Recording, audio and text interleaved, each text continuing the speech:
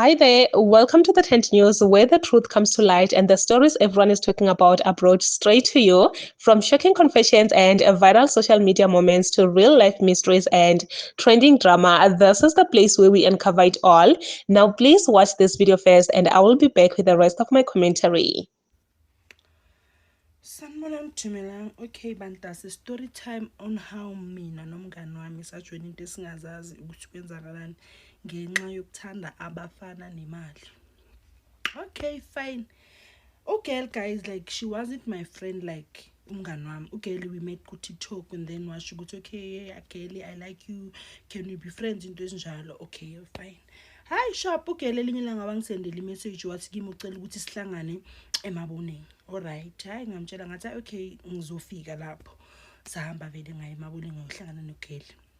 Mangifika sahlangana nje kwaba mnandi sakhuluma angitshela more about herself nami ngamtshela yaba understand kanti kahle kahle ipurpose kaGeli ukuthi afune umngani wami ukuthi uGeli phela ufuna iplug yamagudzumela ufuna iplug uGeli yabo oka okay fine hayi kube yiFriday we met on Thursday kube yiFriday kuseni untombazana ngifonela ngitshela ukuthi how are you athi ngifine athi how bathi unkela akunabantu baziyo nje yazi ngine stress and ngifuna ukeep stress days akunabantu baziyo ngazathi singaya kuwo siyochilla and then siphuza mina ngathi obvious nami ngisho like ngimbona naye sizolo so ngitshela ukuthi hayi okay yazi nami like ngiyadinga ukudistress okay ngiwhatsappela umunye uguy so uguy loye uhlala eSandton okay athi kimi okay you can come today Friday late sharp okay angikhoda Friday late ngiyimwhatsappela uGeli ngimscreenshotele ngimsendele message ukuthi uguy uthi yenzeni siyele Friday late okay sharp Friday late uGeli athi mangizohlangana kanjani ngimtshela uNtombo ukuthi hayi girl mina ngizoza to your location and then sizophuma from lapho siye kuphi lapho kumele siye khona uNtombo wavuma hayi sharp masifika lapha yana ku location kaGeli ngimthathe vele unice uGeli umuntu osharp uGeli influencer sharp ayiphume sihambe siye khona lapho kuleyo ndawo leyo kuleyo pub we arrived endaweni guys uguy vele masifika kube umuntu othenga utshwala yelo kube mnandi sithenga utshwala kudliwe abo guys zange bafune anything basinikeza imali basiboltele sibuye it's Friday ngisho okay fine sesiyakhuluma ngefone yesterday was nice yazi umuntu osharp nami ngiyafela ukuthi yo angaze ngazitholela ubest okay fine asikho lapho namanje sharp uguy angisendele imessage athi kimi you know what ngicela ukuthi uye emaboneni Saturday ngabo ma2 kunomuntu ozofika lapha niphe ama VIP ticket come with 4 girls ngitshela uGeli come with 4 girls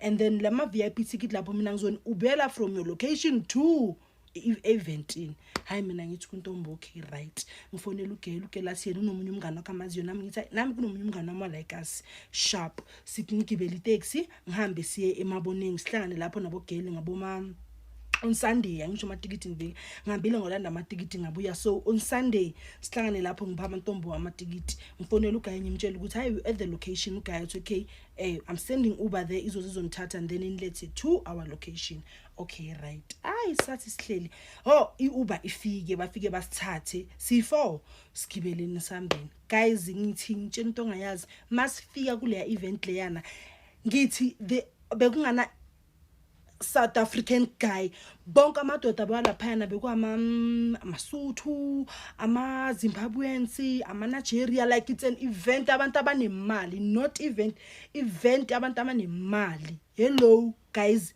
masifika vele hayi kutrarakata kuyanyiwa vele hayi singene lapha ngaphakathi masithi namantombazana khona there is no intombazana engaphandle ama South African girls kuphela sharp sifike sihlaleni phansi kuyaphuza utshwala kuyaphuza kuyajayiviwa but asitap phela ujayiva naba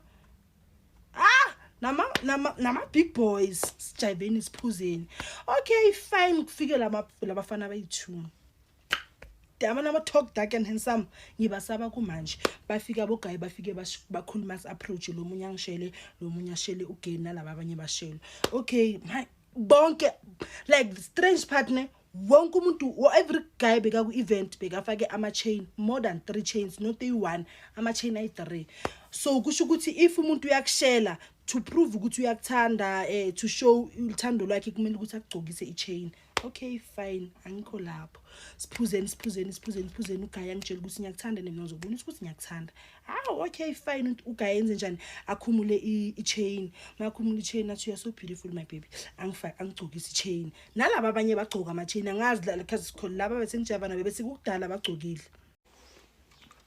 We'll listen, we don't judge. Angisho ngiyaqhubeka nestory. Okay fine sisathe lapha yana siyagroove kumnandi uGuy ungcokisile mina chain and the other girls sebagcokile ama chain and the other girl lo ngithe ngahlangana naye ngahlangana naye la TikTok angisamboni. Okay fine uGuy yenzeni the meanwhile akhuluma nami ubheka isikhathi like uyangibuza ukuthi what time is it ngiyamtshela ngithi no it's 11:30 athi okay fine athi mighty 12 o'clock the i-chain le engigcokile it will light ungathuki like ngisetile siyayiseta vele ukuthi mighty 12 o'clock the chain will light. Mina ngithi kuGuy okay fine so i-chain athi no yo le chain lena and mawigcoka nempahla zakho umele uyifake la akumelanga ibonwe abantu. Okay ngiyamtshela mina ngithi so much information athi baby girl it's my way of showing my love to you. Okay fine it's 7:30 and uyazi ebusuku ngisho ubusuku buyashesha guys it's 12 o'clock mighty 12 o'clock hayi man i-chain i-light but not ukuthi light angisho phela the ama-chain lawo yana like gold so i-light like ibe very bright but ngangitshela ukuthi yo so I'm telling my other friends ukuthi yo but guys basipha ama-chain and I think la ma-chain ayadura ngitshela intombazane ngithi bayekele kusasa ekuseni masifika thina siyahamba senzani siyothengisa la ma-chain bayahlanya lapho. Hello okay fine kugroove zange kulalwe that night.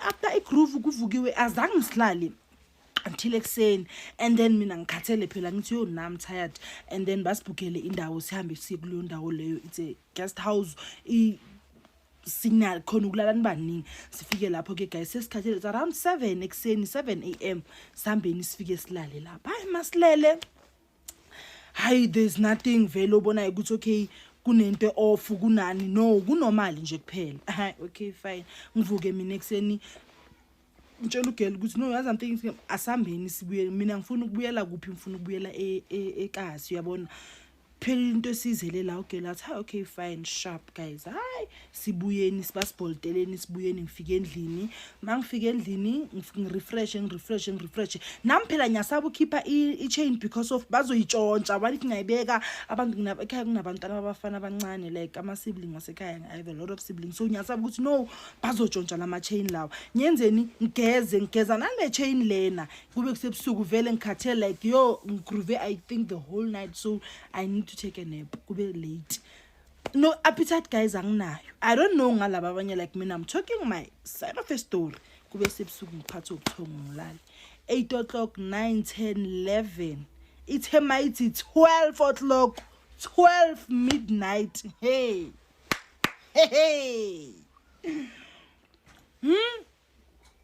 it's a mighty 12 midnight afika umuntu uOka the guy akayazi ukuthi mina ngihlalaphi avula umnyango makavula umnyango mina I'm sleeping but I can see someone wenzani ovula omnyango uvulela ukungena endlini makafika ngizwe umuntu uyangithepa so mangithi is the guy ngibe nginaye on Sunday night athi I came to fetch you wake up wear your clothes let's go. Wena ebusuku kangaka like guys ngidom le nto ngiyenze dom like yonke into that guy ukhulumayo like I'm agreeing to it akunanto engiyalayo ukuthi no ngivuke vele nami ngigcoke mangigcoka changing to ama pajama ngiphume no guys sifike ngaphandle sigibela imoto sahambe. Guys tell you what my soul was taken my body beyisele endlini ngilele no susu wami but my soul ayikho ihambile. Okay sihambe nalo guy lo masihamba emotweni there are 4 other girls engabazi 5 ngami. Okay asikhulumi like yazithunzela like akekho umuntu okhuluma anything to anyone sihambe asimboni this driver like ugcoke star black la imuva there is something a white inembobo I don't know angabonanga kahle. Sifika to this big mansion enkulu I don't know phansi kwamanzi or kwenzakalani imoto le ayifika ingene lapho endleleni yokuthi sihambe asibonanga imoto endleleni bekuyithi nje kuphela. Masifika singena to that place, hayibo mangithi naba abangani bami, mangithi nangu guys, literally ngibona all the people besinabo on Saturday, all. So laba abanye kusho ukuthi already bona sebangenile to this thing, abekho nathi like basemuva kugcwele like it's a church and a big church. Okay, fine. And a big pot, ipoto eluku. Hayi man, bafike ngiyabona laphayana bayamthatha that girl, bayamchopha, bamfaka ibhodweni, aphekeke. And then the master uyokhulumayo ukuthi okay, uvuthiwe next, bafaka umunye umuntu, bafike kimi. Guys, bangithatha, bangchopha, bangifaka ebhodweni, bangpheka. You feel no pain, like it's not you, it's the soul that abantu abayisebenzisayo. Ngiphekeke.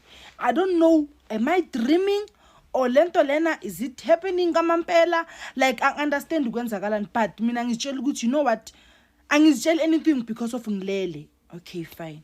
Bangipheke, bangikhiphe ebhodweni. Bangichithele kwenye into, mangiphuma bathi okay, uvuthiwe next, bafaka abantu kanjalo. And then ngiphaphama. Mangiphaphama, in my mind ngicabanga ukuthi no, hayi man, bekinekilora, I was dreaming, ayikho into engayenzakala kanjalo. And lelo phupho lelo ne lenzekile, but ukuthi ngilixoxe akuzi, no kunephupho ukuthi lenzeke, and then ekseni mavuka yowanathelwa omunye umuntu ukuthi yazi kunento esona so engiyiphuphile. And akuzi ukuthi nathi nalamantombazana sihambile si text esikhuluma about what happened izolo, yabona strange part, but angiboba manje maphupho mthweni imama ngicabanga ukuthi maybe it's a dream, maybe nabo that's what they thought.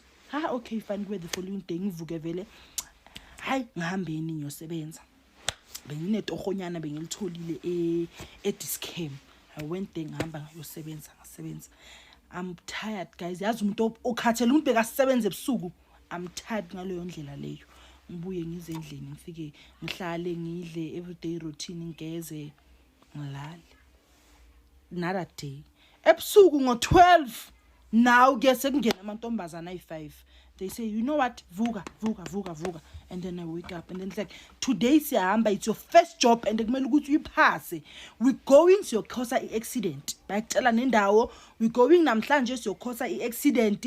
Maybe bathi eZirast siyahamba manje. Hayibo. Okay, shoop.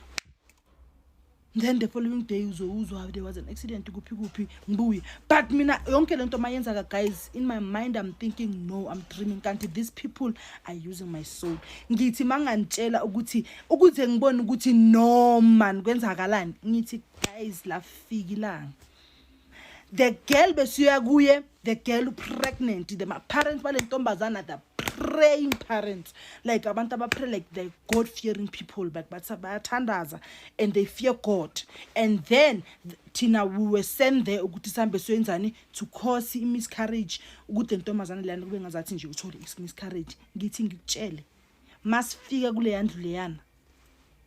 What this lady decided to share on TikTok really shocked me, because what do you mean these kind of things are actually happening out there? Like, guys, let's be careful, especially women. Let's be really, really careful, because I know women, we love money too much, which obviously some of us will end up looking for those men that are wealthy, men that have money. Please make sure that you know the source of that money, where the money is coming from. Make sure that you know where he is working, if the job he is doing can be able to give him that much money. Please make sure you do your research, because you might find yourself in a situation whereby it's very difficult to even come out. Because remember, once you see these things, I don't think it's easy to come out. I really don't think so, because obviously they know you will expose them. They know you will expose them, and they will try by all means to silence you, which is very bad, like very, very bad. This message is for women out there. who love money, who love clubbing, who love going out, who love those rich men. Don't just run after rich men. You don't even know. You have no idea where they're working. You just see them on this club. I mean, in these clubs where they're just clubbing. And the worst part is that they have certain things in common, like those chains, and you don't see anything wrong. And then all of you guys, you were given those chains, like you wear those chains. No, man. Like this story really shocked me. I don't know if maybe at that time something is happening in the spiritual realm or what is going on, because obviously, as a person, you will see that something is off here. Like you will feel it that something is off as you are given that chain.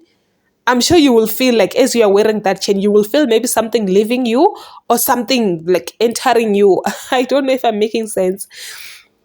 But anyway, I feel like this is a very good message, a very powerful one, in fact, to women out there to not love money. If you love money, I know we all love money, but work for the money. Like, work for that money. Don't run after men, because you will find yourself in situations that are not good.